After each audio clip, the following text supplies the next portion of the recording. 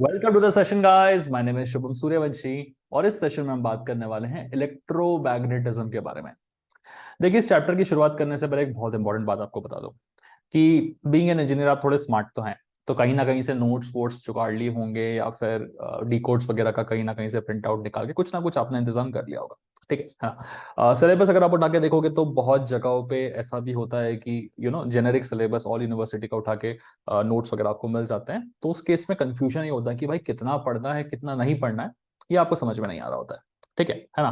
तो शुरुआत करने से पहले शुरू के 2 से 3 मिनट में एटलीस्ट ये देख लो कि आपकी यूनिवर्सिटी क्या पूछ रही है, आपका सिलेबस क्या है और आपको किस टाइप के न्यूमेरिकल्स आने वाले हैं। ठीक है, ये एक बार समझ लोगे तो फिर आपको पढ़ना थोड़ा सा आसान हो जाएगा। वरना ये एक थ्योरेटिकल टाइप का सब्जेक्ट है जिसमें कुछ न्यूमेरिकल्स आते हैं। It's a mix of both, right. जैसे मैकेनिक्स ऐसा नहीं है कि प्योरली न्यूमेरिकल बेस्ड है, it is a mix of both theory and numericals. तो समझना जरूरी है कि भाई मुझे कितनी थ्योरी पूछी जा रही है, मुझसे कितने न्यूमेरिकल्स पूछे जा रहे हैं और कहाँ कहाँ से पूछे जा रहे हैं, मोस्ट इंपॉर्टेंट। ठीक है, तो फटाफट से सिलेबस की थोड़ी जानकारी आपको दे देते हैं। चैप्टर का नाम है इलेक्ट्रोमैग्नेटिज्म, मतलब मुझे 2 टाइप के सर्किट्स के बारे में बात करनी है। सबसे पहला टाइप होता है हमारा इलेक्ट्रिकल सर्किट और दूसरा होता है हमारा मैग्नेटिक सर्किट। इलेक्ट्रिकल सर्किट आप ऑलरेडी पहले से पढ़ चुके हैं। ये 6-7 चीजें हैं, इसके बारे में डेफिनेटली डिस्कशन करेंगे। लेकिन एग्जाम में जनरली बातें मैग्नेटिक सर्किट के बारे में ही पूछी जाती है आपसे। और ओवरऑल आपको जो डेफिनेशन यहाँ पे दिख रही हैं ये सारी याद करके जानी है। नाउ एक इंपॉर्टेंट बात, इन सबको रटने की जरूरत नहीं है। इनके पीछे का अगर आप मीनिंग ऑलरेडी कॉलेज में समझ चुके हैं तो बहुत अच्छी बात है। इनके समझ में आया था बट अभी भूल गए हो, रिविजन चाहते हो, तो प्लीज इस वीडियो को ध्यान से देखिएगा। मैंने हर एक मैग्नेटिक फ्लक्स क्या होता है, फील्ड लाइंस क्या होती है, इनका मीनिंग बताया हुआ है इस वीडियो में, जिससे आपको समझ में आ जाएगा कि यार ये डेफिनेशंस कैसे दिमाग में रख सकते हैं। तो इनसे अच्छे खासे नंबर्स के आ जाते हैं क्वेश्चन, तो डेफिनेशन थोड़ी सी पढ़ के जाएंगे, पहली चीज। दूसरी चीज, हम एक बहुत ही इंपॉर्टेंट फॉर्मेट के बारे में बात करने वाले हैं जिसका नाम है magnetic effect of electric current. बहुत प्रोमिनेंटली ये चीज पूछी जाती है एग्जाम में। बहुत ही सिंपल शब्दों में बोलना चाहें तो क्या बोलेंगे, मैग्नेटिक मतलब मैग्नेट का हिंदी क्या होता है, चुंबक। इलेक्ट्रिसिटी, इलेक्ट्रिक करंट मतलब बिजली की मदद से चुंबकीय शक्तियों का उत्पादन करना। थोड़ा ज्यादा हिंदी हो गया। ओके, सो बेसिक इतना ही ऐसा कुछ पढ़ना है कि यूजिंग द इलेक्ट्रिकल करंट कैसे मैग्नेटिक इफेक्ट क्रिएट हो रहा है डिफरेंट डिफरेंट टाइप्स के कंडक्टर्स में, हमें उसके बारे में बात करनी है। स्ट्रेट कंडक्टर हो गया, इस टाइप का वाला कंडक्टर हो गया, गोल गोल वाला कंडक्टर हो गया, है ना। इस गोल गोल वाले कंडक्टर को हम आयरन रिंग बुलाते हैं। इसी आयरन रिंग पे न्यूमेरिकल आते हैं। अगर आपने अभी तक बुक नहीं खोली है तो शायद पता नहीं होगा, बट थोड़ा बहुत भी क्लास अगर अटेंड की है तो आपको पता होगा कि यार एक न्यूमेरिकल आयरन रिंग पे आता ही आता है। ठीक है ना। सो ये चीज हमें पढ़ के जानी है। सेकेंडली आगे देखते हैं। हाँ, जैसे आपने सीरीज और पैरेलल सर्किट पढ़े थे ना 11th-12th में, इलेक्ट्रिकल करंट थोड़ा बहुत तो पढ़ा होगा। सीरीज में 2 रेजिस्टर को जोड़ते हैं, पैरेलल में 2 रेजिस्टर को जोड़ते हैं। वैसे ही मैग्नेटिक सर्किट भी होता है हमारा, सीरीज वाला भी और पैरेलल वाला भी। ठीक है ना। तो पैरेलल वाले में से न्यूमेरिकल्स आने की पॉसिबिलिटी बहुत कम होती है। ठीक है, वेरे सीरीज वाले में से डेफिनेटली न्यूमेरिकल्स आता ही आता है। ये जो सीरीज वाले में न्यूमेरिकल आता है ना, ये वही न्यूमेरिकल है आपका आयरन रिंग का। ठीक है ना। सो हमने थोड़ी देर पहले क्या देखा कि magnetic effect of electric current होता क्या है। ठीक है, अब इसी magnetic effect of electric current में क्या आता है, एक आयरन रिंग आता है कि इसमें कैसे मैग्नेटिक इफेक्ट हो रहा है उसको पढ़ना है। और उसी मैग्नेटिक इफेक्ट के बाद हमें उस मैग्नेटिक इफेक्ट का न्यूमेरिकल भी सॉल्व करना है। ठीक है ना। तो ये एक चीज है आपके सिलेबस में पढ़ने के लिए। देखो समझ में आ रहा होगा तो ठीक है, नहीं भी आ रहा होगा तो टेंशन मत लो, इसी वीडियो में मैंने हर एक चीज की डिटेलिंग की है। अभी सिर्फ मैं आपको ये बता रहा हूँ कि सिलेबस में क्या क्या है। ठीक है, फिर एक बहुत इंपॉर्टेंट चीज की force on a current carrying conductor in a magnetic field. ठीक है, स्टेप बाय स्टेप ब्रेक करते हैं। बिजली का तार ले लो, उस तार में से करंट पास होता है, तो वो क्या हो गया, करंट कैरिंग कंडक्टर। उसी करंट कैरिंग कंडक्टर को अगर आप किसी चुंबक के, किसी मैग्नेट के पास लाके रख दोगे, तो वो मैग्नेट क्या करेगा, उस चुंबक उस करंट कैरिंग कंडक्टर में फोर्स लगाएगा। ठीक है, या तो मैग्नेट उस करंट कैरिंग कंडक्टर को या उस बिजली की तार को अपने से दूर फेंकने की कोशिश करेगा, या अपने करीब लाने की कोशिश करेगा, या ऊपर फेंकने की कोशिश करेगा, या नीचे फेंकने की कोशिश करेगा, है ना। तो यही होता है कि कैसे एक करंट कैरिंग कंडक्टर पे मैग्नेट अपना इफेक्ट डालता है। ठीक है, तो इसके बारे में हमें जानकारी थोड़ी सी लेनी है। बहुत सिंपल सी चीज है, फ्लेमिंग भाई साहब ने एक रूल दिया हुआ है, लेफ्ट हैंड रूल, उस रूल की हेल्प से आप इसे आसानी से समझ सकते हैं। ठीक है, नेक्स्ट है आपका इलेक्ट्रोमैग्नेटिक इंडक्शन। ये आपका ऑलमोस्ट लास्ट वाला टॉपिक है जो आपको पढ़ना है ना। तो फेरेडे भाई साहब थे, उन्होंने कुछ एक्सपेरिमेंट्स किए और उन्होंने अपने एक्सपेरिमेंट के बेसिस पे आपको कुछ लॉस दे रखे हैं, तो आपको उन लॉस को पढ़ना है। ठीक है, फिर लेंस भाई साहब आए, उन्होंने भी थोड़ा सा एक्सपीरियंस किया, छोटा मोटा एक्सपेरिमेंट किया एक, और उसके बेसिस पे उन्होंने भी कुछ लॉस दे दिए। तो आपको इन दोनों के लॉस के बारे में पढ़ना है। ओके, ना जब इलेक्ट्रोमैग्नेटिक इंडक्शन होता है ना, तो वो 2-3 टाइप में हो सकता है। है ना। तो दो तीन टाइप के बारे में पढ़ना है आपको कि यार ऐसे भी हो सकता है, ऐसे भी हो सकता है और ऐसे भी हो सकता है। और इन्हीं टाइप में आपका एक न्यूमेरिकल भी बनता है which is the second variety of numerical जो आपसे पूछा जाता है, जो आपकी यूनिवर्सिटी चाहती है कि आप पढ़ के आए, है ना। इसके अलावा दो डेफिनेशंस और होती हैं जिनसे डेफिनेटली एग्जाम में क्वेश्चंस पूछे गए हैं, ठीक है। कोएफिशिएंट ऑफ कपलिंग बहुत इंपॉर्टेंट है, इसका डेरिवेशन हमें देखना पड़ेगा। और energy stored in a magnetic field, ये भी आपसे न्यूमेरिकल के फॉर्म में कभी कभी आ जाता है। कभी कभी एक ही न्यूमेरिकल में वो ये भी पूछ लेता है इंडक्शन के बारे में और energy stored in magnetic field के बारे में भी पूछ लेता है। ओके, इसके बाहर का आपको कुछ भी कहीं से भी पढ़ के जाने की जरूरत नहीं है। चाहे आपने कहीं से भी किसी के भी नोट्स उठा रखे हो, आप इसके अलावा अगर कुछ पढ़ के जाओगे तो कोई सेंस नहीं बनता है। जस्ट एक रिकैप करा देता हूं मैं आपको फटाक से। सबसे पहले क्या चीज पढ़नी है हमें, बहुत सारी डेफिनेशन है हमारे सामने। इन डेफिनेशंस को रटने की जरूरत है क्या? बिल्कुल रटने की जरूरत नहीं है, इनके मीनिंग में समझा रहा हूं यहाँ पर, ठीक है, एक आज के वीडियो में, तो वो समझ में आ जाएगा, ठीक है। डेफिनेशंस को पढ़ने के बाद हमें magnetic effect of electric current पढ़ना है कि कैसे करंट अगर जा रहा है कंडक्टर से, ठीक है, एक बिजली के तार से करंट जा रहा है, अपने आसपास कैसे वो मैग्नेटिज्म क्रिएट करेगा उसके बारे में। और इसी क्रिएशन के बारे में आता है एक न्यूमेरिकल, ठीक है। और वो न्यूमेरिकल हमें पढ़ना है, ठीक है। वो न्यूमेरिकल सीरीज वाले फॉर्म में आता है आयरन रिंग को लेके। पैरेलल वाले में थोड़ा बहुत बेसिक थ्योरी पढ़ के जाओगे तो भी चलेगा, इनफैक्ट छोड़ दोगे तो भी चलेगा, कोई दिक्कत नहीं है, ठीक है। वैसे पढ़ लेना, ऐसे छोड़ छोड़ता नहीं, ठीक है। दूसरा फिर लास्ट सॉरी थर्ड आ गया हमारा force on a current carrying conductor, Fleming भाई सबको एक रूल पढ़ना है। फिर इलेक्ट्रोमैग्नेटिक इंडक्शन, इसके बारे में थोड़ी चीजें पढ़नी है और यहीं पे एक न्यूमेरिकल भी आ जाएगा हमारा। और आखिरी में ये दोनों चीजें बहुत इंपॉर्टेंट है क्योंकि और के फॉर्म में कहीं ना कहीं ये दोनों हर बार एग्जाम में पूछे जा रहे हैं आपसे, ठीक है। चलिए, ये जो मैंने सीरीज शुरू की है BEE की, इसी सीरीज में ये सारी चीजें कवर होंगी। ऑब्वियस सी बात है एक लेक्चर में नहीं होंगी, it will require multiple lectures. Okay, तो शुरुआत करते हैं अपने पहले लेक्चर से जहां हम काफी सारे डेफिनेशंस देखेंगे और इनका थ्योरेटिकल पार्ट भी कवर करेंगे गाइस, ठीक है। ओके, सबसे पहले बात कर लेते हैं इलेक्ट्रिकल सर्किट के बारे में गाइस। इलेक्ट्रिकल सर्किट में क्या क्या चीज, तो करंट, करंट क्या होता है आप ऑलरेडी जान रहे हैं, वोल्टेज, ईएमएफ, रेजिस्टेंस। मैं आपको एक इलेक्ट्रिकल सर्किट दिखाता हूं और वहीं से आपको थोड़ा एक्सप्लेनेशन करने की कोशिश करता हूं गाइस, ठीक है। ये सामने है आपके इलेक्ट्रिकल सर्किट। कैसे वर्क करता है इलेक्ट्रिकल सर्किट? एक बैटरी होती है, ठीक है, उसके थ्रू वोल्टेज हो रहा होता है, वहां से करंट निकलेगा, करंट जाएगा, बैटरी हो गई वोल्टेज तो हम उसे V बोल देंगे, करंट पास होगा और यहाँ पर एक रेजिस्टर लगा होगा जिसके थ्रू कुछ रेजिस्टेंस आ रहा होगा, ठीक है। अब करंट क्या है, करंट को आप कैसे डिफाइन करेंगे, ध्यान से सुनिएगा। आप लोग जानते होंगे कि एटम क्या होता है, इलेक्ट्रॉन्स क्या होते हैं, आपको पता होगा, ठीक है। हर एक इलेक्ट्रॉन का कुछ ना कुछ चार्ज होता है, आपको ये भी पता होगा, ठीक है ना। क्या होता है कि इलेक्ट्रॉन्स जो है वो फ्री फ्लोइंग होते हैं, है ना। जैसे आपको मैं अगर इस सैंपल का एग्जांपल दूं, यहाँ पे मैंने एक सैंपल रखा हुआ है, उस सैंपल में जो आप इलेक्ट्रॉन्स देखेंगे तो आप रैंडम डायरेक्शन में किसी कहीं पे भी इलेक्ट्रॉन्स आपके मूव कर रहे होते हैं रैंडमली, ठीक है। लेकिन जैसे ही आप इस सैंपल को उठा के बैटरी से कनेक्ट करेंगे तो होता क्या है, सारे के सारे इलेक्ट्रॉन्स एक डायरेक्शन में स्थिर हो जाते हैं और एक डायरेक्शन में मूव करना शुरू कर देते हैं, ठीक है। अब जैसे मैं बताया था कि इलेक्ट्रॉन्स के पास अपना कुछ ना कुछ चार्ज होता है, तो इलेक्ट्रॉन्स अगर मूव करेंगे तो वो चार्ज भी मूव करेगा। सारे के सारे इलेक्ट्रॉन्स अगर एक ही डायरेक्शन में मूव करेंगे तो सारा का सारा चार्ज जो है वो एक ही डायरेक्शन में क्या होगा, फ्लो हो रहा होगा, ठीक है। अब क्योंकि सारा का सारा चार्ज आपका एक ही डायरेक्शन में फ्लो हो रहा है तो इसी फ्लो ऑफ चार्ज को हम करंट बुलाते हैं।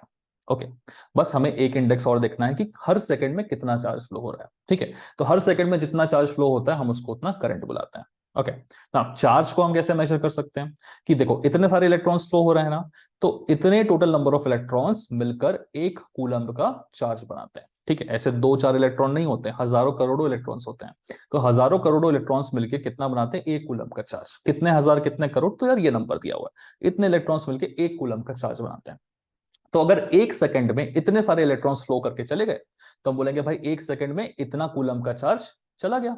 तो एक सेकंड में इतना कूलम का चार्ज चला गया तो हम उसे बोलेंगे 1 कूलम ऑफ चार्ज पर सेकंड, है ना। और इसी 1 कूलम पर सेकंड को हम क्या बुलाते हैं, 1 एम्पियर बुलाते हैं। और ampere is the unit of measuring current. Okay, current को कैसे डिफाइन करोगे, when 1 coulomb of charge flows in 1 second so it is called as flow of 1 ampere of current, ठीक है। अभी तक करंट हमने सुना ही था, देखा भी था, ठीक है। आप में से कुछ लोगों को इसकी डेफिनेशन शायद पता भी होगी, लेकिन इसका ब्रेक डाउन करके मीनिंग समझाने की कोशिश की है।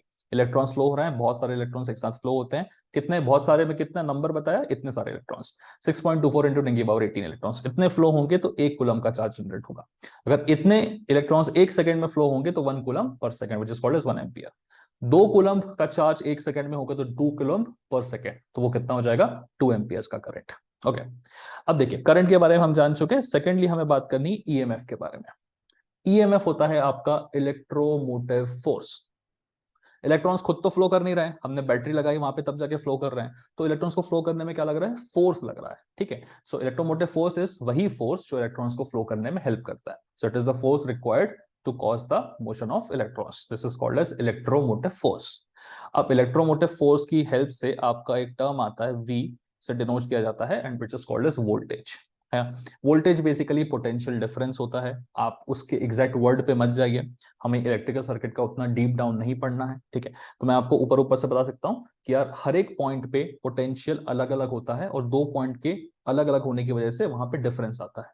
ठीक है ना, बोल रहा हूँ डीप डाउन मत जाओ, सुन लो बस इस चीज को। उसे हम पोटेंशियल डिफरेंस बुलाते हैं, जिसे हम V से डिनोट करते हैं। ठीक है, तो बैटरी क्या करती है, बैटरी पोटेंशियल डिफरेंस कॉज करती है, जिस वजह से इलेक्ट्रॉन्स फ्लो होते हैं। ठीक है, और रेजिस्टेंस हो गया R, इसके बारे में सब जानते हैं, it is nothing but opposition to the flow of current. तो करंट को फ्लो होने से अपोज करेगा। तो वोल्टेज, करंट और रेजिस्टेंस में एक रिलेशन होता है, जिसे हम क्या बुलाते हैं, V is equal to I into R, जो ओम भाई साहब ने दिया था, और हम इसे क्या बुलाते हैं, ओम्स लॉ। ओके, ये हम किस लिए पढ़ रहे हैं, क्योंकि जब हम मैग्नेटिक सर्किट में जाएंगे तो वहां भी कुछ ना कुछ होगा जो फ्लो करने में हेल्प करेगा, डिफरेंस क्रिएट कर रहा है। जैसे करंट यहाँ पे फ्लो होता है, वैसे वहां पे भी कुछ ना कुछ फ्लो हो रहा होगा। जैसे रेजिस्टेंस यहाँ पे फ्लो में ऑब्स्ट्रक्शन कर रहा है, किसी चीज को फ्लो होने से रोक रहा है, वैसे ही मैग्नेटिक सर्किट में भी कुछ ना कुछ होगा जो फ्लो होने से रोकेगा। तो इलेक्ट्रिकल और मैग्नेटिक सर्किट लगभग एक दूसरे से सिमिलर है। ठीक है ना, ऐसे सिमिलर नहीं, मतलब ऐसे एनालॉगस है। ठीक है, कंडक्टेंस, कंडक्टेंस होता है रेजिस्टेंस का एग्जैक्टली उल्टा, है ना। तो रेजिस्टेंस अगर R से डिनोट किया जा रहा है तो कंडक्टेंस G से डिनोट किया जाएगा, और कंडक्टेंस होता है रेसिप्रोकल ऑफ रेजिस्टेंस। तो आप क्या बोल सकते हैं, it is the ability to allow the flow of current. ठीक है, रेजिस्टेंस क्या है, it is ability to obstruct the flow of current. ठीक है, रेजिस्टेंस ओम से डिनोट किया जाता है, तो OHM का उल्टा कर दोगे MHO हो जाता है, which is called as conductance, इसे हम साइमेंस में भी कहते हैं। ठीक है, चलिए, सो इलेक्ट्रिकल सर्किट मेरे हिसाब से क्लियर है, इसमें कुछ ज्यादा पढ़ने का नहीं था, बस बेसिक करंट के बारे में जानने की चीज थी, और V is equal to IR क्या होता है वो हमें ध्यान रखना है। ठीक है, इसके अलावा इलेक्ट्रिकल सर्किट में कुछ और देखने की जरूरत नहीं है। अच्छा, रेजिस्टेंस के बारे में कुछ छोटी मोटी चीजें रहती हैं जो ऑब्वियसली आपके बुक्स वगैरह में कहीं ना कहीं या नोट्स में दी होंगी, तो वो मैं आपको एक बार दिखा देता हूँ। ठीक है भाई, रेजिस्टेंस निकालने का फॉर्मूला क्या होता है, तो रेजिस्टेंस इज इक्वल टू होता है रो L अपॉन A। रो क्या होती है, रेजिस्टिविटी होती है। रेजिस्टिविटी एक मटेरियल की खुद की प्रॉपर्टी होती है, आपने पढ़ा होगा, इसलिए मैं थोड़ा सा स्पीड अप करके से निकाल रहा हूँ। रेजिस्टिविटी हर एक मटेरियल की अपनी अपनी प्रॉपर्टी होती है। जैसे कि कॉपर होता है, वो बहुत आसानी से करंट को कंडक्ट कर लेता है। ठीक है, सिल्वर होता है, बहुत आसानी से कर देता है। रबर बिल्कुल आसानी से करंट को पास होने नहीं देता। तो रेजिस्टिविटी ऑब्वियसली रबर की बहुत ज्यादा होगी, क्योंकि वो आसानी से करंट को फ्लो होने नहीं देता। रेजिस्टिविटी सिल्वर की बहुत कम होगी, बिकॉज वो आसानी से करंट को फ्लो होने देता है। कॉपर की बहुत कम होगी। ठीक है, रेजिस्टिविटी इंडिविजुअल प्रॉपर्टी होती है। रेजिस्टेंस, अब देखिए रेजिस्टेंस कैसे क्या काम कर रहा है। रेजिस्टिविटी तो हमने समझ लिया कि भाई मटेरियल की अपनी प्रॉपर्टी है, सिल्वर है तो आसानी से फ्लो हो जाएगा, कॉपर है तो आसानी से फ्लो हो जाएगा। ठीक है, रबर है तो फ्लो नहीं हो पाएगा। लेकिन इसी कॉपर के वायर में भी आप देख सकते हैं कि और आसानी से कैसे फ्लो कर सकते हैं हम करंट को। ठीक है, तो कॉपर की वायर जितनी ज्यादा मोटी होगी, रेजिस्टेंस उतना ही कम होगा। कॉपर की वायर जितनी पतली होगी, रेजिस्टेंस उतना ही ज्यादा होगा। कॉपर की वायर जितनी लंबी होगी, रेजिस्टेंस उतना ज्यादा होगा, और जितनी छोटी वायर होगी, रेजिस्टेंस उतना कम होगा। रेजिस्टेंस किस किस पे डिपेंड करता है, रेजिस्टेंस डिपेंड करता है कंडक्टर की लेंथ पे और कंडक्टर के एरिया पे, है ना। तो R और L दोनों न्यूमरेटर में ऊपर ऊपर दिख रहे हैं, हम सिंपली बोल सकते हैं कि your resistance is directly proportional to the length of the conductor, and your resistance is inversely proportional to the area of the conductor. ठीक है, डायरेक्ट प्रोपोर्शनलिटी का मतलब क्या कि अगर कंडक्टर की लेंथ ज्यादा होगी तो रेजिस्टेंस भी ज्यादा होगा। इनवर्स का मतलब क्या है कि अगर एरिया ज्यादा होगा तो रेजिस्टेंस मुझे बहुत ही कम लगेगा। जैसे यहाँ पे दो फिगर बना रखे हैं मैंने, इसको फर्स्ट वाला फिगर ले लो, सेकंड वाला फिगर। फर्स्ट वाला कंडक्टर ले लो, सेकंड वाला कंडक्टर। फर्स्ट वाला कंडक्टर ज्यादा मोटा है एज कम्पेयर टू सेकंड वाला कंडक्टर। तो ज्यादा मोटा है तो इसका मतलब क्या है, इसका एरिया ज्यादा है ना, क्रॉस सेक्शन एरिया, तो करंट आसानी से फ्लो होगा, इसका रेजिस्टेंस जो है वो काफी कम होगा एज कम्पेयर टू ये। ऑल्सो ये वाला कंडक्टर ज्यादा लेंथी है, तो जिसकी लेंथ ज्यादा उसका रेजिस्टेंस भी ज्यादा होता है। तो अल्टीमेटली हम दोनों कंडक्टर्स को देख के बोल पाएंगे कि रेजिस्टेंस जो फर्स्ट कंडक्टर का है वो काफी कम होगा as compare to resistance of the second conductor, अगर दोनों सेम मटेरियल के हैं तो। ठीक है, सो रेजिस्टिविटी हमें समझ में आ गई क्या होती है, प्रॉपर्टी ऑफ द मटेरियल है। ठीक है, कि एक मटेरियल कितनी आसानी से कंडक्शन कर सकता है। रेजिस्टेंस कहाँ पे आता है? अब उसने मटेरियल को तो उठा लिया, अब सेम मटेरियल के दो वायर लिया आपने, है ना, दोनों की रेजिस्टिविटी सेम है, ये भी कॉपर का वायर हो गया, ये भी कॉपर का वायर हो गया, लेकिन कॉपर का मोटा वायर लोगे और उसकी कम लेंथ रखोगे तो रेजिस्टेंस बहुत कम होगा, वही कॉपर का पतला वायर लोगे और ज्यादा लेंथ का रखोगे तो रेजिस्टेंस ज्यादा होगा। ये रेजिस्टेंस बताता है यहाँ से, ठीक है। वैसे कंडक्टिविटी क्या होता है? एग्जैक्टली रेजिस्टिविटी का अपोजिट। इसे हम सिग्मा से डिनोट करते हैं और इसे कैसे निकालेंगे? जो भी रेजिस्टिविटी है उसका रेसिप्रोकल कर दो 1/ρ करके, ठीक है। चलिए, सो आई होप आपको थोड़ा बहुत आइडिया आपके इलेक्ट्रिकल सर्किट के बारे में आ चुका होगा, है ना। सो इलेक्ट्रिकल सर्किट हमारा डन है, इससे ज्यादा आपको पढ़ने की जरूरत नहीं है। छोटा मोटा क्वेश्चन वैसे तो आने की पॉसिबिलिटी बहुत कम है, बट आया तो जितना मैंने बताया उतना लिखोगे काफी होगा। ओके ना, अब हम एक्चुअल हमारे सिलेबस की तरफ सही से मूव करते हैं, ठीक है। सिलेबस में हमारे क्या था? मैग्नेटिक सर्किट, जो हमें बहुत अच्छे से पढ़ना था। और मैग्नेटिक सर्किट में हमने देखा था कि सबसे इंपॉर्टेंट है आपकी डेफिनेशंस। ये जितनी डेफिनेशंस दी गई है, इन सारी डेफिनेशंस को हमें पढ़ के और समझ के जाना है, ठीक है। तो चलिए जरा शुरुआत कर लेते हैं आपके मैग्नेटिक सर्किट से। हाँ, सबसे पहले डेफिनेशन है आपकी मैग्नेटिक सर्किट में मैग्नेटिक फ्लक्स की। ओके, तो चलिए मैग्नेटिक फ्लक्स क्या होता है उसे समझते हैं। आप किसी भी रैंडमली मैग्नेट को उठाते हैं और उसके आसपास अगर आप मैग्नेटिक मटेरियल का पाउडर स्प्रेड करोगे, ठीक है, तो वो पाउडर जो है वो इस टाइप के लाइंस में जमा हो जाता है। ये एक्सपेरिमेंट आपने कई बार देखा होगा, ठीक है, ऑनलाइन कहीं पे भी सर्च करो दिख जाएगा। अभी इतना तो पता होगा कि मैग्नेटिक के आसपास उसकी फील्ड लाइंस होती है ना, ये जो इमेजिनरी लाइंस होती है हम क्या बुलाते हैं? मैग्नेटिक फील्ड लाइंस बुलाते हैं। ओके, अब ये मैग्नेटिक फील्ड लाइंस जितनी ज्यादा होगी, उस मैग्नेट की शक्ति या उसकी स्ट्रेंथ उतनी ज्यादा होगी। जितनी कम लाइंस होंगी उसकी स्ट्रेंथ उतनी कम होगी, ठीक है ना। इसी मैग्नेटिक फील्ड लाइंस में अगर आप ध्यान से देखें तो पोल के पास में मैग्नेटिक फील्ड लाइंस जो है वो बहुत कॉन्सेंट्रेटेड होती हैं। तो पोल के पास में मैग्नेटिक स्ट्रेंथ बहुत ज्यादा होती है हमेशा, ठीक है ना। मैग्नेटिक फील्ड लाइंस जो है वो पोल के पास बहुत कॉन्सेंट्रेटेड होती है, इसलिए पोल के पास स्ट्रेंथ हमेशा बहुत ज्यादा होती है, ठीक है ना। मैग्नेटिक फ्लक्स क्या है? इन्हीं मैग्नेटिक लाइंस को अगर मैं काउंट कर लूं तो वो क्या कहलाता है? Magnetic flux. So it is the total number of magnetic lines of forces existing in a particular magnetic field is called as magnetic flux। मतलब 1 2 3 4 5 6 7 8 9 10, इन 10 लाइंस का टोटल कितना हो गया? 10 लाइंस हो गया, 10 मैग्नेटिक फ्लक्स, ठीक है। अब देखो, जरूरी नहीं है कि किसी मैग्नेट के आसपास 8-10 लाइंस हो। इनफैक्ट 8-10 नहीं, 8,000 80,000 8 करोड़ 800 करोड़ 8,000 करोड़ लाइंस भी हो सकती हैं, ठीक है ना। अब 8,000 करोड़ लाइंस होंगी तो आप उसको ऐसे थोड़ा लगोगे कि यार 8,000 करोड़ का फ्लक्स है करके, ठीक है, क्योंकि मेजरमेंट के लिए इतनी बड़ी 8,000 करोड़ की यूनिट हम नहीं यूज कर सकते, है ना। जैसे मुंबई से पुणे का डिस्टेंस मेजर करना है तो आप किलोमीटर में करोगे, सेंटीमीटर में थोड़ी करोगे, करेक्ट है ना। वैसे ही आपको जब मैग्नेटिक लाइंस ऑफ फोर्सेस को काउंट करना होता है तो आप उसे वीबर में काउंट करते हैं। तो वीबर क्या होता है? इतनी सारी लाइंस के कलेक्शन को हम क्या बुलाते हैं? वीबर, है ना। सो करोड़ों लाइंस एक साथ मिलकर क्या बनाती है? एक वीबर बनाती है। कितनी लाइंस? 10⁸ लाइंस, ठीक है। सो यहां से आपने काउंट करना शुरू किया, 1 2 3 4 800 करोड़ 900 करोड़ 1,000 से करोड़ों तक पहुंच गए तो आपका बन जाता है एक वीबर। दो वीबर मतलब 2 × 10⁸ लाइंस ऑफ फोर्सेस, ठीक है। सो magnetic flux is the total lines of forces in a magnetic field and it is denoted by the symbol phi and it is measured in the unit of Weber, ठीक है। चलिए, flux समझ में आ गया। Flux को समझने के बाद अगला हम समझेंगे आपका फ्लक्स डेंसिटी, ठीक है। डेंसिटी क्या होता है कि भाई कोई भी चीज एक पर्टिकुलर एरिया में कितनी प्रेजेंट है, ठीक है, ये एक पर्टिकुलर वॉल्यूम में कितनी प्रेजेंट है, यहां हम एरिया की बात कर रहे हैं, ठीक है। तो मुझे क्या करना है? सिंपली जो मैग्नेटिक लाइंस दिख रही है ना, इसके परपेंडिकुलर एक एरिया बनाना है लेट्स से, ठीक है। और मैंने मान लो ये 1 मीटर स्क्वायर का एक एरिया बना दिया, ठीक है ना। सो 1 मीटर स्क्वायर का एक एरिया बना दिया और यहां से आपकी जो लाइंस है वो पास होती हुई मुझे दिख रही है, ठीक है। तो टोटल कितनी लाइंस पास हो रही हैं इस 1 मीटर स्क्वायर के एरिया में? That is called as the magnetic flux density, ठीक है।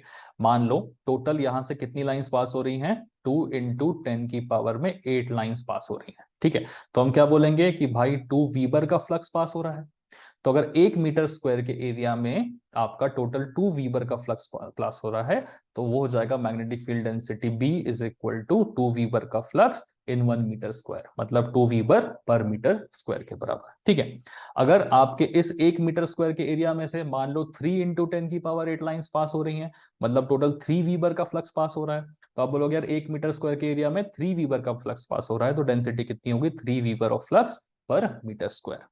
तो फ्लक्स डेंसिटी क्या होती है? It is the flux divided by the area, जिस फ्लक्स पर यूनिट एरिया, ठीक है। अब जरूरी नहीं है कि एरिया 1 मीटर स्क्वायर का ही हो, ठीक है। केस ऐसा भी हो सकता है कि 8 वीबर का फ्लक्स पास हो रहा है 2 मीटर स्क्वायर के एरिया में, तो 1 मीटर स्क्वायर के एरिया में कितना पास हो रहा होगा, 4 वीबर का फ्लक्स पास हो रहा होगा। तो हम उसे क्या बोलेंगे, 4 वीबर ऑफ फ्लक्स, है ना, 4 weber of flux per meter square, and this is the flux density. Okay, unit जैसे मैंने बताया वीबर पर मीटर स्क्वायर में रहेगी, और इस वीबर पर मीटर स्क्वायर को हम क्या बुलाते हैं, टेस्ला। मतलब अगर 4 टेस्ला का फ्लक्स पास हो रहा है, इसका मतलब 4 वीबर पर मीटर स्क्वायर का फ्लक्स आपका वहां पे पास हो रहा है। ठीक है, डिफाइन भी आप ऐसे कर सकते हो, magnetic flux per unit area which is at right angles to the flux. ध्यान रखिएगा, ठीक है, कि हमें जो प्लेन लेना है, this plane should be right angle to the motion of flux, flux के परपेंडिकुलर होना चाहिए। ठीक है, तो यहाँ परपेंडिकुलर बनाया हुआ है। Okay, so magnetic flux through lines of forces, 1 square meter के एरिया में कितनी लाइंस ऑफ फोर्सेस पास हो रही है, वो हो गया उसका फ्लक्स डेंसिटी। ठीक है, दो चीजें हमें क्लियर हो चुकी है हमारे। ओके, अब नेक्स्ट तीसरी चीज के बारे में हम बात करेंगे, which is the magnetic field strength. बहुत इंपॉर्टेंट है ये। ठीक है, मैग्नेटिक फील्ड स्ट्रेंथ क्या होती है, जरा एक आसान शब्दों में इसको समझते हैं। देखो, मैग्नेटिक फील्ड स्ट्रेंथ होती है मैग्नेट की ताकत। ओके, अगर मैं एक मैग्नेट के सामने दूसरा मैग्नेट लेके जाता हूं, तो अपोजिट साइड्स होते हैं, अट्रैक्ट करते हैं। तो साउथ पोल के सामने नॉर्थ पोल लेके जाओगे तो क्या होगा, वो अट्रैक्ट कर जाएंगे एक दूसरे से। ठीक है, तो कितनी ताकत से एक मैग्नेट दूसरे मैग्नेट को फटाक से अट्रैक्ट करता है, ये उसकी स्ट्रेंथ होती है। ठीक है, अब ऑब्वियस सी बात है कि पहले मैग्नेट से दूसरा मैग्नेट अगर काफी दूर रहेगा तो उस अट्रैक्ट करने की स्ट्रेंथ आपकी कम रहेगी, लेकिन दो मैग्नेट अगर एक दूसरे के करीब रहेंगे तो वो स्ट्रेंथ ज्यादा रहेगी। मतलब मैग्नेटिक फील्ड स्ट्रेंथ हर एक पॉइंट पे अलग अलग होती है। ठीक है, सो ये जो मैग्नेटिक लाइंस ऑफ फोर्सेस आपको दिख रही है ना, ये जहां जहां तक फैली होती है, आपकी मैग्नेटिक फील्ड की स्ट्रेंथ भी वहां तक फैली होती है। और मैग्नेटिक फील्ड की जो लाइंस होती है, जैसे मैंने आपको बताया था, वो पोल्स में बहुत ज्यादा कॉन्सेंट्रेटेड होती है। करेक्ट, मतलब पोल्स के पास सबसे ज्यादा मैग्नेटिक लाइंस ऑफ फोर्सेस होती है। तो इसका मतलब पोल के पास में सबसे ज्यादा स्ट्रेंथ रहेगी एक दूसरे को अट्रैक्ट करने की। ठीक है, चलिए, अब ये तो बेसिक डेफिनेशन हो गई। यूनिवर्सिटी को कैसे लिख के बताएंगे, तो यूनिवर्सिटी को ऐसे लिख के बताना है कि अगर मैं कोई भी मैग्नेट को उठा के एक दूसरे वाले मैग्नेट के प्रेजेंस में लेके आता हूं, ठीक है, इस मैग्नेट को उठा के मैं इसके प्रेजेंस में लेके आया, तो ये वाला मैग्नेट जो है वो या तो अट्रैक्शन का फोर्स फील करेगा या तो रिपेल का फोर्स फील करेगा। अब नॉर्थ साउथ अपोजिट है तो अट्रैक्शन का फोर्स फील करेगा। ठीक है, तो इस पॉइंट पे अगर मैं इस मैग्नेट को लेके आया, तो इस पॉइंट पे ये वाला मैग्नेट कितना फोर्स फील करता है, वो कहलाती है उसकी मैग्नेटिक फील्ड स्ट्रेंथ। अब मुझे ध्यान रखना कि मैं किसी भी नॉर्मल मैग्नेट को नहीं लेके आ सकता, मुझे उस मैग्नेट को लेके आना है जिसका नॉर्थ पोल में टोटल 1 वीबर का पोल स्ट्रेंथ हो। वीबर क्या होता है, number of magnetic lines of forces. मतलब एक ऐसा मैग्नेट जिसके पास कितनी लाइंस होनी चाहिए, टोटल 10⁸ लाइंस होनी चाहिए 1 वीबर का फोर्स। तो इसे हम क्या बुलाते हैं, यूनिट नॉर्थ पोल वाला मैग्नेट। ओके, सो मान लो मैं एक यूनिट नॉर्थ पोल वाले मैग्नेट को मैग्नेट एक फील्ड के पास रख रहा हूं, तो उस रखे हुए पॉइंट पे ये वाला मैग्नेट जितना फोर्स डालेगा सामने वाले मैग्नेट पे, that is called as magnetic field strength. वही चीज इंग्लिश में लिखी हुई है कि the force experienced by a unit north pole. Unit north pole मतलब एक नॉर्थ पोल के वीपर वाला magnet. So force experienced by unit north pole when this magnet is placed at a point in a magnetic field is called as the magnetic field strength at that point in the magnetic field। अगर मैं इसको किसी और point पे रखूंगा, मान लो इस point पे रख रहा हूं, तो force experienced by the unit north pole at this point in the magnetic field is called as the magnetic field strength at this point in the magnetic field। So force experienced by unit north pole when placed at a point in the magnetic field is known as the magnetic field strength at that point in the magnetic field। Hindi English दोनों में आपको बता दिया, अब इसे रटने में आपको दिक्कत नहीं होगी, रटना नहीं है, वैसे भी समझ तो आ चुका होगा। ठीक है, अब लिख पाओगे इसको। ठीक है, चलिए, यूनिट क्या होती है, यूनिट ध्यान रखिएगा, न्यूटन पर वीबर में भी लिख सकते हो इसकी यूनिट को, एम्पियर टर्न्स पर मीटर में भी लिख सकते हो। सिंबल ध्यान रखना है इसका एच है, आगे आगे काफी काम आने वाला है। Magnetic field strength is denoted by the symbol H. ठीक है, इसके पहले फ्लक्स डेंसिटी पड़ी थी, it is denoted by the symbol B. Magnetic flux क्या होता है, denoted by the symbol phi. Field magnetic flux density क्या होती है, फ्लक्स को जब मैं एरिया से डिवाइड करता हूं तो फ्लक्स पर यूनिट एरिया बन जाता है मैग्नेटिक फ्लक्स डेंसिटी। एच होती है magnetic field strength, it is the strength, force जो फील होता है सामने वाले। ठीक है, लिखते चलो, ध्यान रखते चलो। ठीक है, चलो, 3 डेफिनेशन हम ऑलरेडी देख चुके हैं। इसके बाद आपकी 2-3 डेफिनेशन आती हैं, जैसे रिलक्टेंस क्या होता है, मैग्नेटोमोटिव फोर्स क्या होता है, परमिएबिलिटी क्या होती है, एब्सोल्यूट परमिएबिलिटी, रिलेटिव परमिएबिलिटी। तो ये सारी डेफिनेशंस आपकी थोड़ी सी बाकी है, लेकिन वहां जाने से पहले हम एक बहुत इंपॉर्टेंट कंसेप्ट देखेंगे। ठीक है, कौन सा कंसेप्ट है ये, this is the concept of magnetic effect of electric current. ठीक है, वही जो स्टार्टिंग में बोल रहा था, बिजली की मदद से चुंबकीय शक्तियों का प्रोडक्शन करना। ठीक है, so magnetic effect of electric current, direct इससे क्वेश्चन आ चुका है, सवाल ऐसा लिखा आता है, explain the magnetic effect of electric current, 3 4 number 5 number का पूछ लेता है आपसे। ठीक है, कैसे लिखना है, क्या क्या लिखना है, कितना समझा के आना है, बता देते हैं आपको। पहले खुद समझ लो क्या होता है। सिंपल सी भाषा है कि मान लो ये एक कॉपर का वायर है। ठीक है, इस कॉपर के वायर में से क्या हो रहा है, करंट फ्लो हो रहा है। तो अगर इस कॉपर के वायर में से करंट फ्लो होगा तो ये कॉपर का वायर क्या करेगा, अपने आसपास मैग्नेटिज्म को जनरेट कर देगा, मैग्नेटिक फील्ड को या फ्लक्स लाइंस को जनरेट करना शुरू कर देगा। ठीक है, इसका मतलब वो कॉपर वायर क्या करेगा, मैग्नेट की तरह ऐड करना शुरू कर देगा। अब ये बहुत स्ट्रॉन्ग मैग्नेट नहीं बनता है, नहीं तो ऐसे किसी भी बिजली के तार के पास जाके मैग्नेट लगाओगे तो चिपक जाएगा वो, राइट। ठीक है, तो जितना ज्यादा करंट होगा उतना मैग्नेटिक फील्ड होगा, उतना ज्यादा ही उसका मैग्नेटिज्म जनरेट होगा। ठीक है, ओके। अब जरूरी नहीं है कि बहुत ज्यादा ही जनरेट हो, वरना हर बिजली की तार में आप चुंबक लगाने जाओगे तो नहीं चिपकता है। ठीक है, कहीं पे बहुत कम होता है, कहीं पे बहुत ज्यादा होता है। ओके ना, मीनिंग क्या है कि अगर मैं करंट पास कर रहा हूं किसी कंडक्टर से तो उसके आसपास क्या होती है, मैग्नेटिक फील्ड जनरेट हो जाती है। ठीक है, 2 3 टाइप के कंडक्टर पढ़ने हैं हमको। सबसे पहला कंडक्टर हम क्या पढ़ेंगे, स्ट्रेट कंडक्टर, स्ट्रेट वायर में। ठीक है, स्ट्रेट वायर में अगर आपको पढ़ना है तो आप कैसे पढ़ोगे, बहुत ही आसान होता है। जो भी स्ट्रेट वायर आपके सामने है, आप उस स्ट्रेट वायर को अपने हाथों से पकड़िए। किस हाथ से पकड़ना है आपको, अपने राइट हैंड से पकड़ना है। ठीक है, एक्चुअल में पकड़ने में चले आना, राइट हैंड से आप अगर उस वायर को पकड़ते हैं तो इस तरीके से पकड़ना है कि जो करंट का डायरेक्शन है वो आपके थंब के अलाउंग हो। ठीक है, अभी राइट लेफ्ट आपको पता नहीं, ऐसे मिरर रिफ्लेक्शन में समझ में आएगा नहीं, लेकिन आपको थंब का डायरेक्शन वहां रखना है जहां पे आपका करंट फ्लो हो रहा है। तो आपकी जो उंगलियों का डायरेक्शन है वो क्या बताएगा, मैग्नेटिक फील्ड का डायरेक्शन बताएगा। ठीक है, जैसे यहाँ करंट ऊपर की तरफ जा रहा है तो मैग्नेटिक फील्ड का डायरेक्शन कैसा हो गया, ऐसा हो गया। ठीक है, अब इस डायरेक्शन को हम क्या बुलाते हैं, देखो ये डायरेक्शन ऐसा है। ठीक है, ये डायरेक्शन क्या हो गया, अगर आप ऊपर से देखने की कोशिश करोगे तो ये कैसा मोशन हो गया आपका, एंटी क्लॉकवाइज हो गया। ठीक है ना, क्लॉक पता है ना, क्लॉक ऐसी होती है। तो अगर मैं ऐसा मोशन कर रहा हूं तो क्या हो गया, एंटी क्लॉकवाइज, ऐसे करूंगा तो क्लॉकवाइज। तो अभी मोशन कैसा हो रहा है, ऐसा हो रहा है, this is anti clockwise motion. तो करंट की डायरेक्शन हमको थोड़ी दिखानी पड़ती है इसमें। ठीक है, कैसे दिखाना है आपको और बताएंगे। फिलहाल के लिए आप इतना समझ लीजिए, magnetic effect of electric current क्या होता है, बिजली डालोगे तो मैग्नेटिज्म प्रोड्यूस होगा। स्ट्रेट कंडक्टर में कैसे प्रोडक्शन होगा, करंट की डायरेक्शन अगर थंब बता रहा है तो फिंगर्स की डायरेक्शन क्या बता दिए, direction of the magnetic field. और इसे करने से ये जो कंडक्टर है वो क्या बन जाता है, मैग्नेट की तरह बिहेव करता है, और उसे हम क्या बुलाते हैं, इलेक्ट्रोमैग्नेट बुलाते हैं। ठीक है, so when a coil or a conductor carries current, it produces magnetic flux around it, thus it starts behaving as a magnet and we call it as a electromagnet. ठीक है, अब ऊपर की तरफ करंट जा रहा था तो ऐसा वाला मैग्नेटिज्म प्रोड्यूस हो रहा था। दूसरे एग्जांपल में मैंने दिखाया आपको नीचे की तरफ करंट जा रहा है, तो नीचे की तरफ करंट जा रहा है तो आप क्या करोगे, आप इस तरीके से करंट, इसको कंडक्टर को पकड़ोगे। ठीक है, ताकि आपका जो थंब का डायरेक्शन हो वो करंट की तरफ हो, मतलब नीचे की तरफ। ठीक है ना। सो आप करके देख लो, इमेजिन कर लो, आप अपना पेन उठाओ एक सामने। ठीक है, पेन उठाओ, इमेजिन करो कि करंट नीचे की तरफ फ्लो हो रहा है, अपना राइट हैंड उठाओगे और राइट हैंड से इसको पकड़ोगे। ठीक है, मेरा राइट लेफ्ट ऊपर चेंज हो सकता है, इसलिए मेरे लेफ्ट राइट पे वीडियो पे ध्यान मत देना। ठीक है, अपना खुद का पेन उठाओ, करंट नीचे की तरफ है, थंब को लो, करंट नीचे की तरफ, उंगली कैसी हो रही, इस तरफ। ठीक है, उंगली को अगर आप ऊपर से देखोगे तो मुझे यहाँ पे दिख रहा है ऐसा, मतलब क्लॉकवाइज दिख रहा है इस वक्त। ठीक है ना। सो नीचे की तरफ करंट जा रहा है तो मुझे कैसा दिख रहा है, ये क्लॉकवाइज प्रोड्यूस होता हुआ दिख रहा है। ओके, वीडियो में अलग दिख सकता है, आप खुद अपना पेन उठा के चेक करिएगा, है ना। चलिए, सो करंट देख के हम डायरेक्शन बता सकते हैं कि किस डायरेक्शन में आपका मैग्नेटिक फ्लक्स प्रोड्यूस होगा। ठीक है, अब जरूरी नहीं है कि आपके पास स्ट्रेट कंडक्टर ही आ रहा हो, अलग अलग टाइप के भी कंडक्टर हो सकते हैं।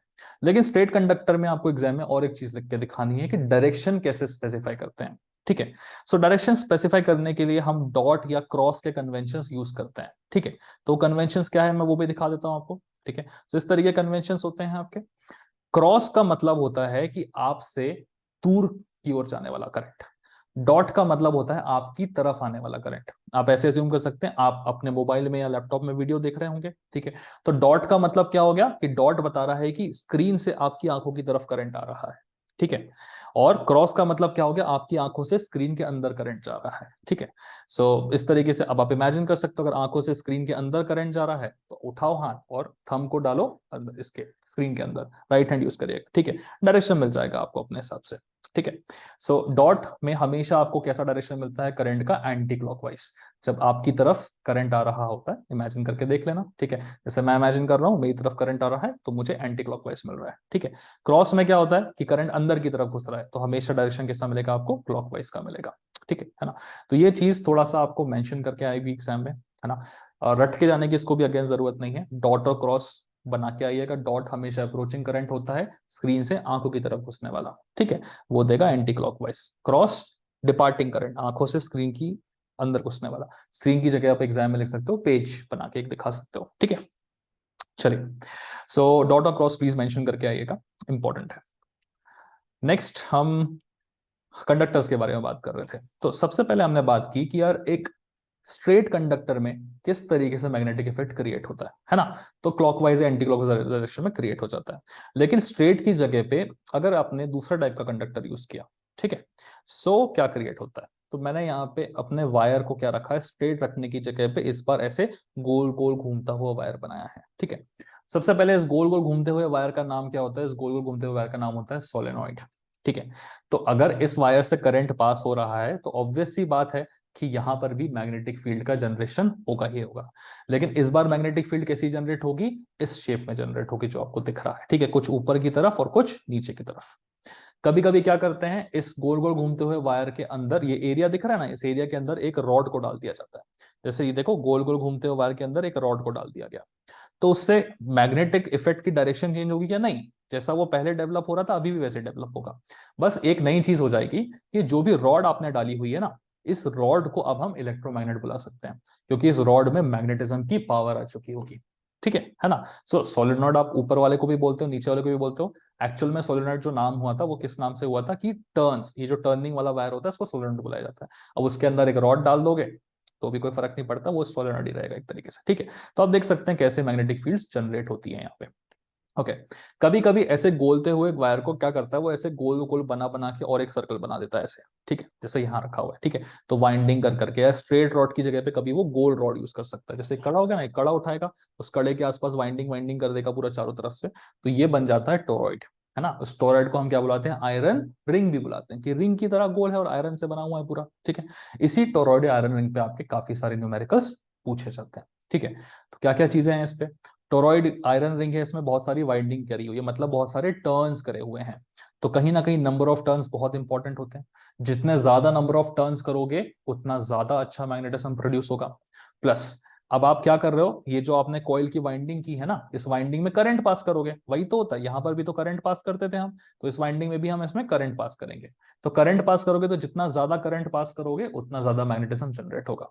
तो टोरॉइड में दो चीजों को मुझे ध्यान रखना है, एक नंबर ऑफ टर्न्स जो टोरॉइड में डाले गए हैं, दूसरा कितना करंट। जितना ज्यादा नंबर ऑफ टर्म्स, जितना ज्यादा करंट, उतना ज्यादा मैग्नेटिज्म प्रोड्यूस होगा, उतना स्ट्रॉन्ग मैग्नेटिक फील्ड जनरेट होगा यहाँ पे, ठीक है। सो दो टाइप के पढ़ लिया हमने कंडक्टर, एक स्ट्रेट वाला उसमें गोल गोल बनता है ऐसे, दूसरा सोलेनॉइड जिसमें इस तरीके से बनता है, और तीसरा टोरॉइड। टोरॉइड में मैग्नेटिक फील्ड कैसी जनरेट होती है वो देख लो, सबसे इंपॉर्टेंट, ठीक है। सोलेनॉइड में तो हमने देखा कि यार मैग्नेटिक फील्ड इस तरीके से जनरेट होती है, थोड़ा ऊपर की तरफ थोड़ा नीचे की तरफ, बेसिकली एक नॉर्मल मैग्नेट की तरफ बिहेव करता है ना, नॉर्थ और साउथ से आपके निकलते हुए, ठीक है। टोरॉइड में जो फ्लक्स या मैग्नेटिक फील्ड जनरेट होती है वो सर्कल में जनरेट होती है इस तरीके से।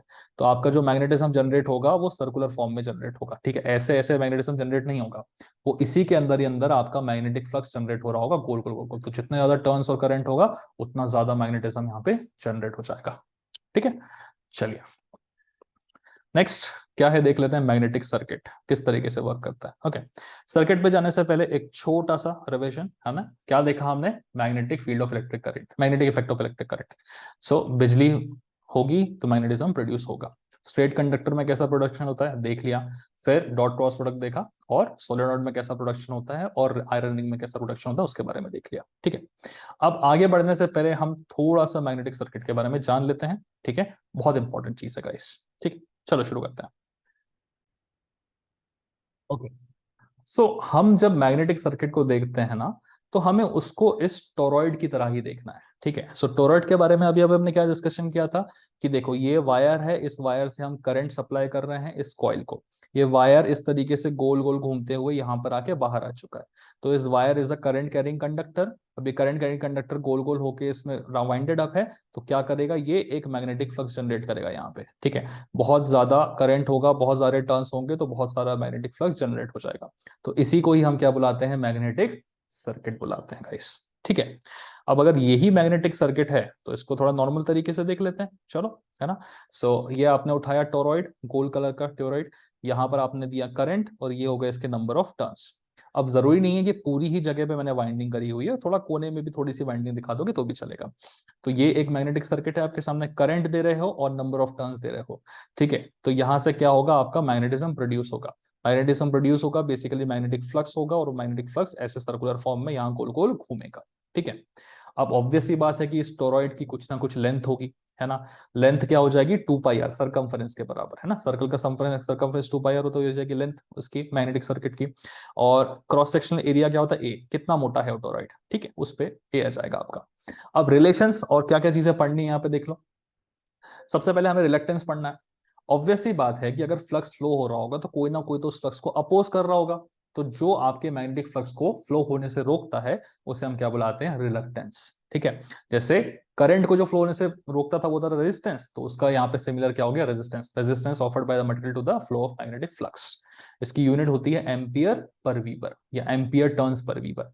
एम्पियर टर्न्स क्यों लिखा जा रहा है, क्योंकि यहाँ पे कभी कभी नंबर ऑफ टर्न्स भी रहते हैं। अगर स्ट्रेट कंडक्टर रहा तो फिर नंबर ऑफ टर्म्स नहीं रहेंगे, तो फिर एम्पियर पर वीबर हो जाएगा। स्ट्रेट कंडक्टर नहीं है, गोल वाला कंडक्टर है, तो फिर गोल गोल वाले टर्न्स भी होंगे, गोल गोल वाले टर्न्स होंगे तो एम्पियर टर्न्स पर वीबर आ जाएगा ये, ठीक है ना। तो इसको सिमिलर इलेक्ट्रिकल सर्किट से कैसे रिलेट कर सकते हो, देखो यहाँ सामने एक इलेक्ट्रिकल सर्किट बनाया हुआ है मैंने। V होता है मेरा वोल्टेज, ठीक है, जो हमने दिया। I होता है करंट, ठीक है, और R होता है रेजिस्टेंस। और इन तीनों में क्या रिलेशन होता है, बड़ा सिंपल सा रिलेशन होता है, V is equal to I into R, ठीक है। तो V क्या कर रहा है, इस करंट को फ्लो करवाने की कोशिश कर रहा है, पोटेंशियल डिफरेंस की वजह से करंट फ्लो हो रहा है, आई इंटू आर हो रहा है। वैसे ही यहां पर भी एक फोर्स होता है जिसका नाम है मैग्नेटोमोटिव फोर्स। ये मैग्नेटोमोटिव फोर्स क्या करता है, it is the force required to produce the flux in a magnetic circuit. जैसे पोटेंशियल डिफरेंस या ईएमएफ होता था ना, EMF is the force required to produce the current, MMF is the force required to produce the flux. तो यहां जो काम voltage V कर रहा है वो काम यहां पर एमएमएफ करता है। तो वी की जगह हम क्या लिख सकते हैं, एमएमएफ लिख सकते हैं, इज इक्वल टू, ऊपर जैसे यहाँ इलेक्ट्रिकल सर्किट में करंट फ्लो होता था तो मैग्नेटिक सर्किट में कौन फ्लो होगा, फ्लक्स फ्लो होगा। तो फ्लक्स फाई इंटू, ऊपर वाले में रेजिस्टेंस होता था जिसको हम आर से नोट करते थे, यहाँ पे क्या होता है, रिलक्टेंस, तो फाई इंटू एस। ये बहुत ही इंपॉर्टेंट फॉर्मूला है गाइस, ठीक है। थ्रू आउट एक न्यूमेरिकल जो 6 नंबर जनरली आता है वो आपका इसी पे बेस्ड होता है, MMF is equal to flux into reluctance. अब फ्लक्स की वैल्यू कैसे निकाल सकते हैं, फ्लक्स की वैल्यू मैक्सिमम केसेस में गिवन रहती है, वीबर में काउंट होता है। वो रिलक्टेंस कैसे निकालना आगे बता दूंगा। एमएमएफ यहीं पे देख के बता सकते हो आप कैसे निकालते हैं। एमएमएफ होता है आपका जो भी नंबर ऑफ टर्न्स है आपको उसको करंट से मल्टीप्लाई करना है, ठीक है। तो यहां गिन लो, क्वेश्चन में दिया रहेगा 100 टर्न्स है, 200 टर्न्स है, 300 टर्न्स है। Number of turns into the current flowing through the circuit gives you the value of MMF is equal to flux into reluctance. Reluctance दो तीन चीजों पे बेस्ड होता है। रिलक्टेंस आपका ये जो रखा हुआ है ना, आयरन रिंग बोल सकते हो या फिर जिस भी टाइप का आपने रिंग रखा होगा, इस रिंग की लेंथ पे डिपेंड करेगा, इस रिंग के एरिया पे डिपेंड करेगा, ठीक है ना। हमने जैसे रेजिस्टेंस में पढ़ा था ना, रेजिस्टेंस किस पे डिपेंड करता है, लेंथ पे डिपेंड करता है, एरिया पे डिपेंड करता है, रो एल अपॉन ए होता है फॉर्मूला। वैसे यहाँ पे लेंथ होगी कंडक्टर की, एरिया होगा कंडक्टर का, और म्यू होगा। म्यू बुलाते हैं हम एब्सोल्यूट परमिएबिलिटी को। इसकी डेफिनेशन थोड़ा सा मैं आगे बता दूंगा, है ना। तो रिलक्टेंस निकालने के लिए इन तीनों का यूज होता है, और इन तीनों का यूज करके कैसे निकालोगे, सिंपल सा फॉर्मूला होता है आपका S is equal to L upon mu into a. तो S की जगह पे आप क्या लिख दोगे, length divided by mu into area, okay. So आप चाहें तो इस फॉर्मूले को याद रख सकते हैं, बट मैं सजेस्ट करूंगा आप सिर्फ ऊपर वाले को याद रखें, क्योंकि जब हम न्यूमेरिकल फैक्टर्स करेंगे तो ये खुद ब खुद याद होना शुरू हो जाएगा, ठीक है। सो मैग्नेटिक सर्किट हमारे पास क्लियर है, तीन चीजें होती हैं, एक होता है एमएमएफ जो कैसे आता है, नंबर ऑफ टर्न्स और करंट के थ्रू। जैसे ये दोनों होंगे तो मैग्नेटिज्म जनरेट होगा, तो फ्लक्स फ्लो होना शुरू हो जाएगा। फ्लक्स और उस फ्लक्स को अपोज कौन करेगा, इस बॉडी का या इस एलिमेंट का रिलक्टेंस, है ना। तो flux into S is MMF, ठीक है। एमएमएफ डिनोट होता है आपका, डिनोट नहीं होता सॉरी, यूनिट होती है इसकी एम्पियर टर्न्स के बराबर, ठीक है। और होना भी चाहिए ऐसे आप, और अगर आसान शब्दों में देखना चाहे तो ऐसे लिख सकते हैं, MMF is equal to flux into reluctance था ना।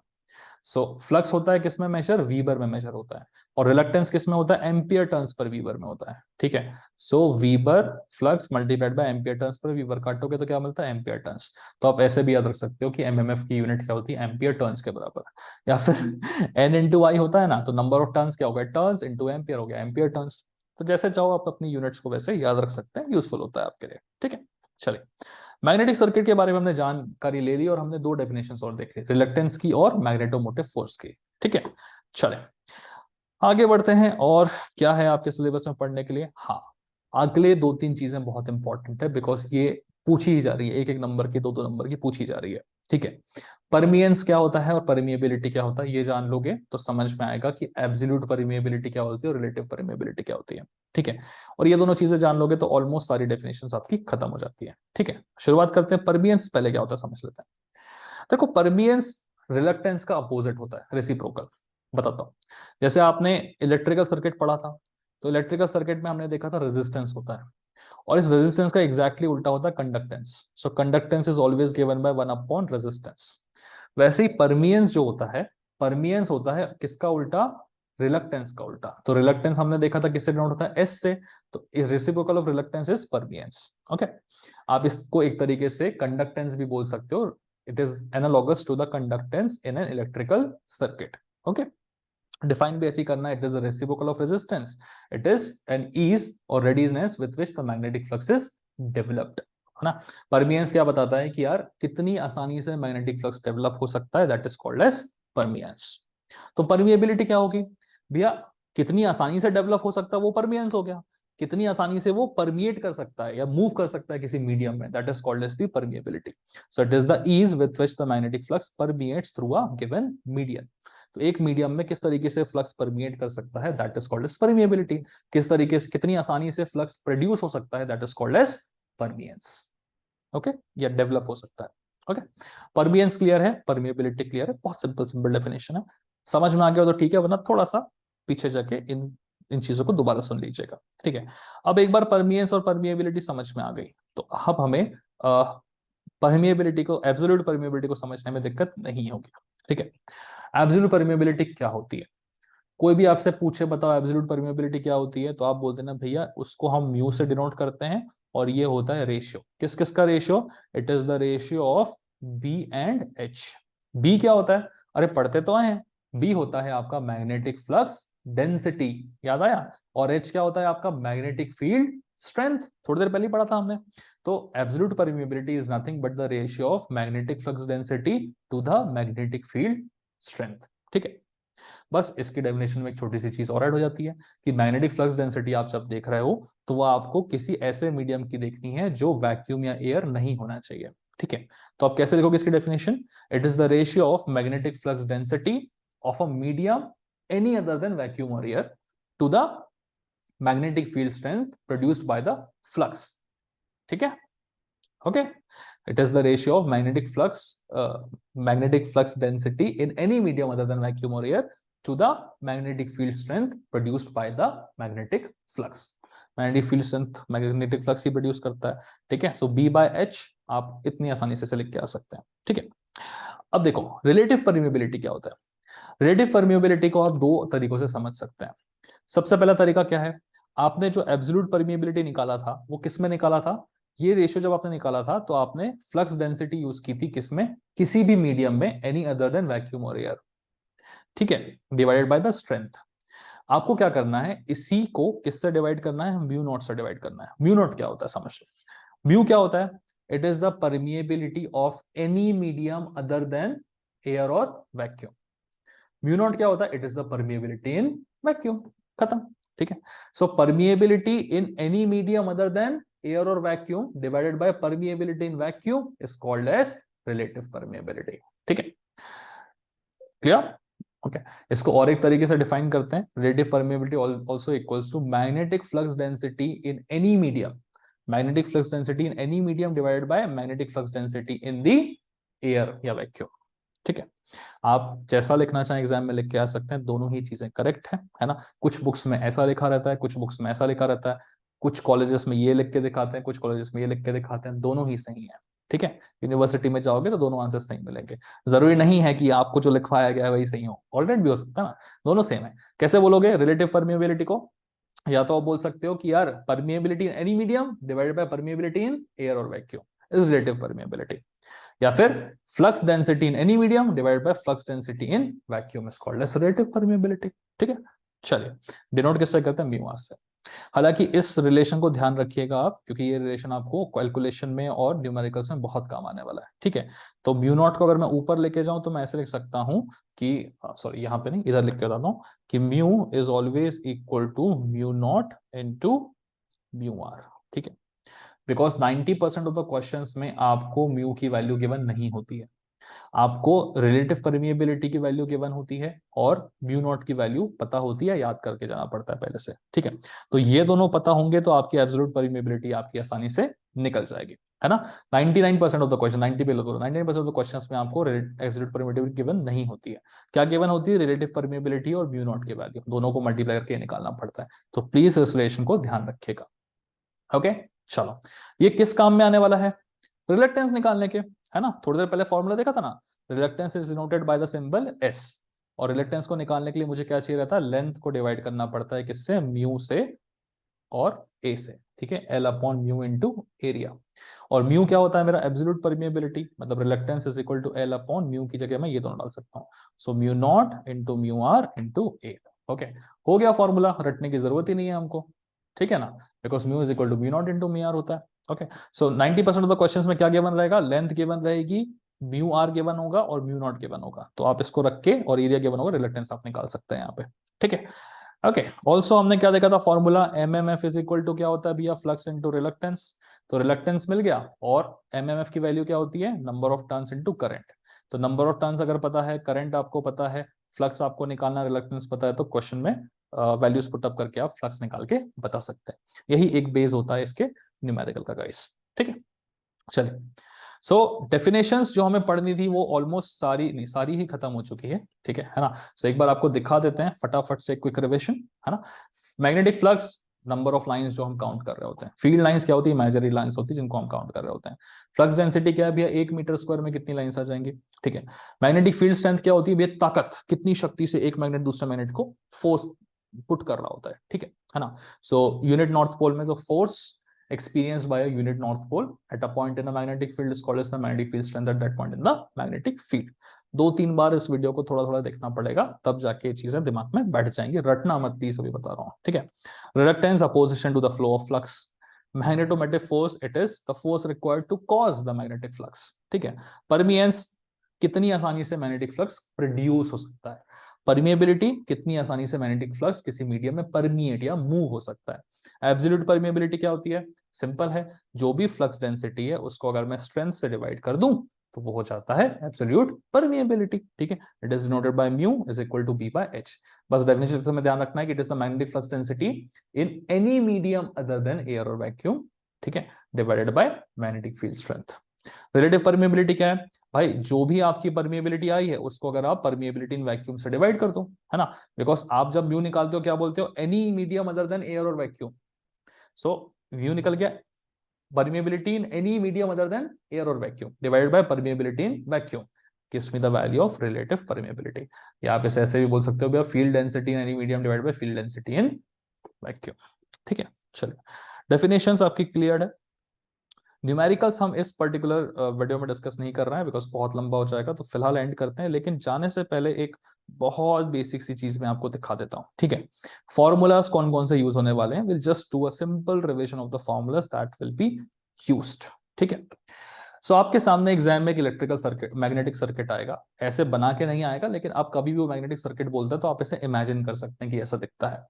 मैग्नेटिक सर्किट में सबसे पहला फॉर्मूला कहां से आता है?